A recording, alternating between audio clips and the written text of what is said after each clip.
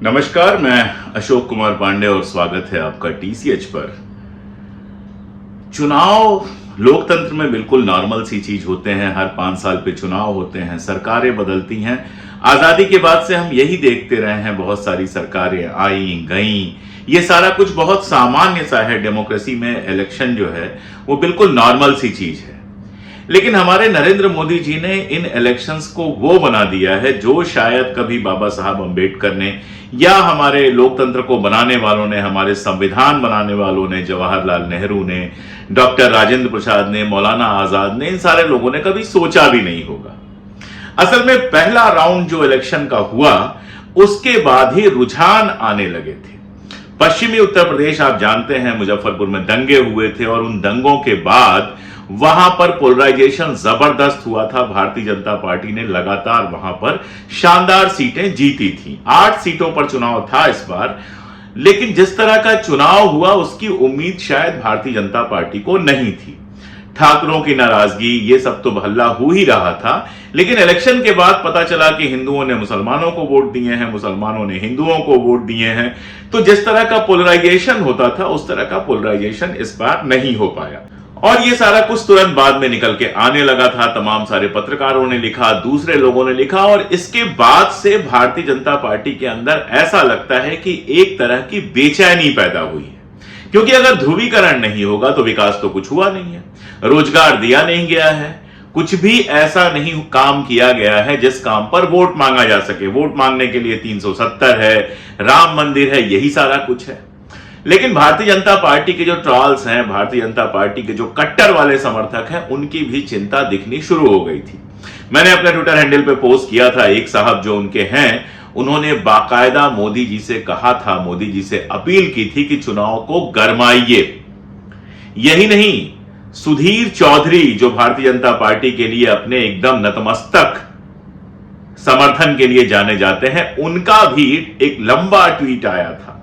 Black and white करते हैं वो, तो उनका एक लंबा ट्वीट आया था जिसका लब्बो लुबाब ये था कि भाई शुरुआत जिस तरह से हुई है वो गड़बड़ है, और अगर वाकई जनता रोजगार पर, गरीबी पर और बाकी सारे मुद्दों पर वोट देने लगेगी तो हालत बुरी हो जाएगी। उन्होंने एक मजेदार चीज ये लिखी थी कि राम मंदिर जब बना था उसके 3 हफ्ते के अंदर चुनाव हो गया होता तो बात दूसरी थी। इसका मतलब यह हुआ कि राम मंदिर अब चुनावी मुद्दा नहीं रह गया। सीएसडीएस का जो सर्वे आया था वो भी बता रहा था कि कुल 2% लोग ऐसे हैं जो मानते हैं कि हिंदुत्व कोई मुद्दा है, और 8% लोग सिर्फ ऐसे हैं जो राम मंदिर को मुद्दा मानते हैं। यानी 90% लोग ऐसे हैं जो हिंदुत्व या राम मंदिर को कोई मुद्दा नहीं मानते। तो यह हालत है। अब अगला चुनाव होना है, अगला चुनाव होना है, तो अब मोदी जी के पास बचा क्या है? वो ये तो कह नहीं सकते कि हमने जो वादा किया था 2014 में 2 करोड़ नौकरियां हर साल देने का, वो नौकरियां उन्होंने दी हैं, क्योंकि नौकरियां तो दी ही नहीं है। नौकरियां निकली ही नहीं। जो नौकरियां निकली उनमें पेपर लीक हो गए। पेपर लीक होने के बाद क्या क्या हुआ वो सब आप जानते हैं। तो अब उनके पास सिर्फ धर्म एक ऐसा मसला या मसाला रह गया है जिस पर यहां की राजनीति को, भारत की राजनीति को लोकसभा चुनावों के लिए गरमाया जा सकता है, और कोई मुद्दा नहीं रह गया। हमने पहले भी देखा है कि भारतीय जनता पार्टी के उम्मीदवार बेसिकली राम के नाम पर ही वोट मांग रहे हैं। चाहे वो अमित शाह जी हों, उनके हाथ में तस्वीरें देखी हैं, चाहे अरुण गोविल हों, चाहे खुद प्रधानमंत्री जी हों। भारतीय जनता पार्टी ने अपने ट्विटर हैंडल से इस तरह के ट्वीट किए हैं कि सनातन को बचाना है, या जब वोट देने जाएं तो राम मंदिर को याद रखें। इस तरह की चीजें भारतीय जनता पार्टी ने खुद ट्वीट की हैं। यानी सीधा सा मतलब यह है कि रोजगार पर, शिक्षा पर, विकास पर जिसकी बातें करते हैं वो उस पर वोट मांगने का कहीं कोई चांस ही नहीं है। उसके साथ हुआ यह है कि कांग्रेस अपना जो घोषणा पत्र लेके आई है, न्याय घोषणा पत्र लेके आई है, उसमें रोजगार की बात है, उसमें गरीबी की बात है, उसमें किसानों को एमएसपी की गारंटी देने की बात है। अब तो बाकायदा एक भर्ती योजना, भर्ती गारंटी योजना निकाल दी। सरकार बनते ही किस तारीख को परीक्षा की घोषणा होगी, किस तारीख को परीक्षा होगी, किस तारीख को अपॉइंटमेंट हो जाएगा, ये सारा कुछ, यानी पूरी तरह से रोजगार और गरीबी और नौकरी और इन सारी चीजों के प्लान पर खेल रही है कांग्रेस। यही काम उसने कर्नाटका में भी किया था और अच्छी खासी सफलता मिली थी। इस बार तो नारा ही लग रहा है, साउथ में साफ, नॉर्थ में हाफ। एक तरफ 400 पार का सपना, एक तरफ साउथ में पूरी तरह से सफाई है। ज्यादातर जो कल एग्जिट पोल वगैरह आए या जो प्रेडिक्शंस लोगों ने किए उसमें यह पाया कि कम से कम तमिलनाडु में तो लगभग जीरो वाली स्थिति है, जहां बहुत शोर मचाया गया था, अन्नामलाई को अध्यक्ष बनाया गया था, बहुत सारा शोर मचाया गया था, वहां सब सफाई का मामला है। अब आप देखिए नरेंद्र मोदी जी को, नरेंद्र मोदी जी जाते हैं बिजनौर, वहां पर मोहम्मद शमी भाई मोहम्मद शमी को याद कर लेते हैं, वहां पर मोहम्मद शमी भाई बन जाते हैं। उनको दिए हुए अर्जुन पुरस्कार की चर्चा ऐसे होती है जैसे कोई एहसान किया गया हो। लेकिन वही प्रधानमंत्री जब राजस्थान में जाते हैं तो वहां से जो भाषण देते हैं, अगर इस देश में कोई ढंग का चुनाव आयोग होता, अगर टीएन शेषन जैसे लोग आज चुनाव आयुक्त होते तो इसके तुरंत बाद एक कड़ी नोटिस मिलनी चाहिए थे। लेकिन चुनाव आयोग तो आप जानते हैं वो क्या ही करेगा, क्या ही कहेगा। इस भाषण में उन्होंने कांग्रेस की बात की, कांग्रेस की बात किए बिना तो उनका भाषण पूरा नहीं होता है, जबकि होना यह चाहिए कि 10 साल आप शासन कर चुके हैं, तो अब 10 साल पहले कांग्रेस ने क्या किया वो याद दिलाने की जगह 10 साल में आपने क्या किया वो बताइए। लेकिन कुछ किया हो तो बताएं। तो कांग्रेस तो याद आती है, मनमोहन सिंह जी उनको याद आए। मनमोहन सिंह जो 2 बार हमारे देश के प्रधानमंत्री रह गए हैं, उनका एक बयान बहुत लंबे समय से भारतीय जनता पार्टी तोड़ मरोड़ के चला रही है। उसके कई सारे फैक्ट चेक हो चुके हैं। पंकज पचौरी जो प्रधानमंत्री कार्यालय के प्रेस से संबद्ध थे, उन्होंने वो पूरा भाषण निकाल के दे दिया। आप स्क्रीन पर देखिए कि इस भाषण में कहां वो बात है जो प्रधानमंत्री कहते हैं। लगातार ये कहा जाता है कि कांग्रेस ने कहा या हमारे प्रधानमंत्री मनमोहन सिंह जी ने कहा कि संसाधनों पर पहला हक जो है वो मुसलमानों का है, जबकि वो कह ये रहे थे कि विकास का सारा काम ऐसा होना चाहिए कि दलितों को, पिछड़ों को, आदिवासियों को, अल्पसंख्यकों को, जिसमें मुस्लिम भी आते हैं, जैन भी आते हैं, जिसमें सिख भी आते हैं, सारे अल्पसंख्यक आते हैं, उन तक विकास पहुंच सके, उसके बारे में वो बात कर रहे थे। वहां से सब छोड़ दिया गया, सिर्फ मुसलमान निकाला गया, अल्पसंख्यक की जगह मुसलमान किया गया बेसिकली, और तब से वो दुष्प्रचार चल रहा है। तमाम सारे फैक्ट चेक हो चुके हैं और कल प्रधानमंत्री महोदय ने उसको दोहराया। यानी पहली बात तो ये कि प्रधानमंत्री के ऊपर कोई इस बात का फर्क नहीं पड़ता है कि फैक्ट चेक हो चुका है, झूठ साबित हो चुका है, उसके बावजूद वो उसे बोलेंगे क्योंकि उससे उनको वोट मिलता है। वैसे तो एक बीमारी का कल मैंने जिक्र किया था, माइथोमीनिया। ये एक ऐसी बीमारी होती है जिसमें आदमी चाहे तो भी सच नहीं बोल सकता है। ये अक्सर असुरक्षा से पैदा होती है। जब आपका सेल्फ कॉन्फिडेंस बहुत लो होता है तब आप इस तरह की बीमारी के चक्कर में पड़ते हैं। अब पता नहीं वो बीमारी है या जानबूझ के बोला गया है, ये तो मैं नहीं कह सकता, कोई मनोचिकित्सक जांच करके ही कह सकता है। लेकिन एक ऐसी चीज जिसको बार बार झूठा साबित किया जा चुका है, उसको दोहराना सिर्फ चुनाव में फायदे के लिए, ये क्या है? साथ में क्या बोलते हैं? कांग्रेस ने कहा है रीडिस्ट्रीब्यूशन ऑफ वेल्थ। ये इकोनॉमिक्स का टर्म है। हो सकता है प्रधानमंत्री जी ने अर्थव्यवस्था ना पढ़ी हो, अर्थव्यवस्था के बारे में उनकी जानकारी ना हो, लेकिन उनके अगल बगल जो आईएएस ऑफिसर्स, उनके पीए वगैरह वगैरह होते हैं, उनको तो जरूर होगी। रीडिस्ट्रीब्यूशन ऑफ वेल्थ का मतलब क्या होता है? टैक्सेशन वगैरह सब कुछ इस तरह से करना कि सबसे रईस लोगों के पास, जो 1% लोगों के पास हमारा 90% पैसा चला गया है, उनके हाथ से पैसा निकालकर आम लोगों में बांटना। इसमें कोई बैंक में लूट नहीं होती है, इसमें कोई उनके खाते से पैसा नहीं निकाला जाता है। इसमें नीतियां ऐसे बनाई जाती हैं जिससे नौकरियां बढ़ें, नीतियां ऐसे बनाई जाती हैं जिससे आम लोगों को सब्सिडी मिले, सस्ती चीजें मिले, ताकि उनकी आर्थिक स्थिति भी बेहतर हो सके। जबकि टैक्सेशन वगैरह जो होता है, जो सुपर रिच क्लास है, अडानी है, अंबानी है, मतलब सोचिए कि 1% लोगों के पास अगर इस देश की 70, 80, 90% संपत्ति है, तो इसको न्याय कहां से कहा जा सकता है?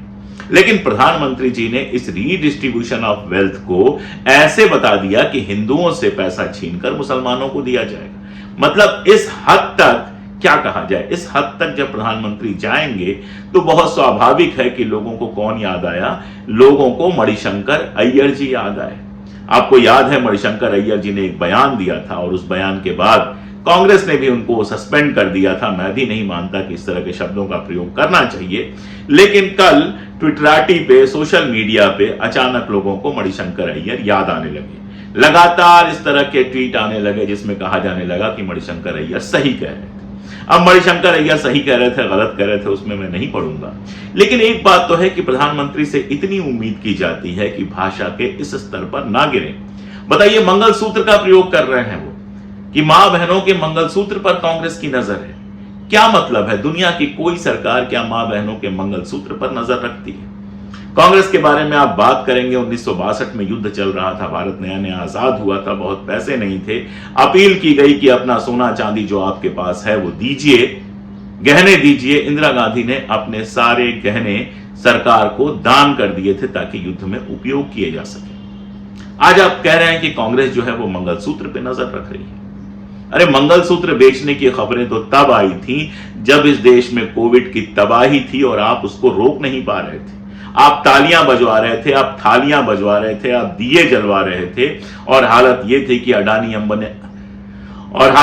कि अडानी अंबानी की संपत्ति लगातार बढ़ रही थी, लोगों की नौकरियां जा रही थी, लोगों के लिए घर का किराया देना, लोगों के लिए इलाज कराना, लोगों के लिए बच्चों की स्कूल का फीस देना, यह सारा कुछ मुश्किल हो रहा था और सरकार सुविधाएं देने की जगह सुविधाएं छीन रही थी। यह वो दौर था जिस समय खबरें आई बाकायदा कि महिलाओं को अपने गले का मंगलसूत्र बेचना पड़ा ताकि परिवार चला सके। तो अगर आपकी भाषा में कहा जाए तो महिलाओं का मंगलसूत्र छीनने का काम तो आपने किया है। अगर आपकी भाषा में कहा जाए तो हमारे बुजुर्गों से सारी सुविधाएं छीनने का काम तो आपने किया है। ट्रेन में बुजुर्गों को सुविधा मिलती थी, ट्रेन में जो 60 साल से अधिक उम्र के लोग होते थे उनको बाकायदा रियायत मिलती थी किरायों पर। आप एसी में चलिए, स्लीपर में चलिए, किसी में भी चलिए, 50 से 60% तक छूट मिलती थी किरायों में। कांग्रेस के टाइम में यह छूट मिलती थी, वो छूट आपने छीन ली। कोविड के बहाने वो छूट आपने छीन ली, आज बरसों हो गए लेकिन छूट वापस नहीं मिली। तो क्या आपके बारे में कहा जाए कि हमारे बुजुर्गों का जो सहारा था, हमारे बुजुर्गों को जो छूट मिलती थी वो आपने छीन लिया? और ऐसा तो आपने किया नहीं कि मुसलमान बुजुर्गों को छूट नहीं मिलेगी, हिंदू बुजुर्गों को छूट मिलेगी। जब वो छूट छीनी गई तो हिंदुओं के हाथ से भी गई, मुसलमानों के हाथ से भी गई, और चूंकि हिंदुओं की जनसंख्या ज्यादा है तो उससे ज्यादा हिंदू प्रभावित होंगे, मुसलमान कम प्रभावित होंगे। और मुसलमानों के लिए किस तरह के शब्दों का प्रयोग कर रहे हैं आप घुसपैठिया कह रहे हैं। जिस देश में वीर अब्दुल हमीद ने अपनी जान दी लड़ाई लड़ते हुए, मौलाना अबुल कलाम जिस देश के थे, जिस देश में अशफाक उल्लाह खान पैदा हुए, हमारी सेनाओं में जाने कितने मुसलमान भरे हुए हैं, कितने डॉक्टर्स हैं, कितने समाज सेवी हैं, कितने पॉलिटिकल लोग हैं। आपकी अपनी पार्टी में मुख्तार अब्बास नकवी जैसे लोग हैं, शाहनवाज जैसे लोग हैं, रूबिया लियाकत जैसी पत्रकार हैं, ये सब लोग भी तो मुसलमान हैं जो आपके समर्थक हैं। आपने सारे मुसलमानों को घुसपैठिया कह दिया। घुसपैठिया कौन होता है? घुसपैठिया वो होता है जो बाहर से घुस के आता है। उसके लिए तो आप सीए बना रहे हैं। सीए है क्या? हिंदू घुसपैठियों को भारत की नागरिकता देने का प्रस्ताव है सीए। और आपने किसको नागरिकता दी? आपने तो अदनान सामी को नागरिकता दी। अदनान सामी कौन है? अदनान सामी के पिताजी पाकिस्तान की फौज में थे, हिंदुस्तान के खिलाफ लड़े थे, और उस अदनान सामी को आपने भारत का नागरिक बना लिया। तो एक पाकिस्तानी को अपने देश का आप नागरिक बनाते हैं, और जिनके पुरखों की कब्रें यहां पर हैं, पुरखों के पुरखों की भी कब्रें हैं, जो 10-10, 12-12, 15-15 पुश्तों से इस देश में हैं, उनको आप घुसपैठिया कहेंगे? कल तक मोहम्मद शमी भाई मोहम्मद शमी था, आज वो घुसपैठिया हो गया। रूबिया लियाकत भी घुसपैठिया हो गई, शाहनवाज साहब भी घुसपैठिया हो गए, मुख्तार अब्बास नकवी भी घुसपैठिया हो गए। बाकी सबकी बात तो छोड़ ही दीजिए। एक प्रधानमंत्री जो जब विदेश में जाते हैं तो कहते हैं हम बुद्ध की धरती से आए हैं, हम गांधी की धरती से आए हैं, हमारे देश में किसी के साथ भेदभाव नहीं होता, ये सारी बातें करते हैं जब विदेश की धरती पे जाते हैं। अरब मुल्कों में जाते हैं तो शेखों के गले मिलते हैं, दुबई में जाके मंदिर का उद्घाटन करते हैं, दुबई के शेखों से ऐसे मिलते हैं जैसे उनके बिछड़े हुए भाई हों। और जो अपने देश के मुसलमान हैं उनके खिलाफ इतनी नफरत सिर्फ इसलिए फैलाते हैं ताकि हिंदुओं का वोट लामबंद करके वोट मिल सके। 10 साल अगर आपने काम किया होता, 10 साल अगर लोकतंत्र को आपने ध्यान में रखा होता, 10 साल अगर अपने वादे पूरे किए होते, अगर रोजगार लोगों को दिया होता, लोगों को छत दी होती, अगर 10 साल आपने इस देश में परीक्षाएं करा के लोगों को रोजगार दिए होते, लोगों को गरीबी की रेखा से बाहर निकाला होता, इस देश का कुछ भला किया होता, तो आज आपको इन सारी चीजों पर वोट नहीं मांगना पड़ता। 10 साल में जब जब मुसीबत आई आपने कोई साथ नहीं दिया। आपने नोटबंदी लागू कर दी, जापान में बैठ के कह दिया कि शादी है घर में, लोगों के पास पैसा नहीं है और लोग हंस रहे हैं, आप हंस रहे थे उस पर।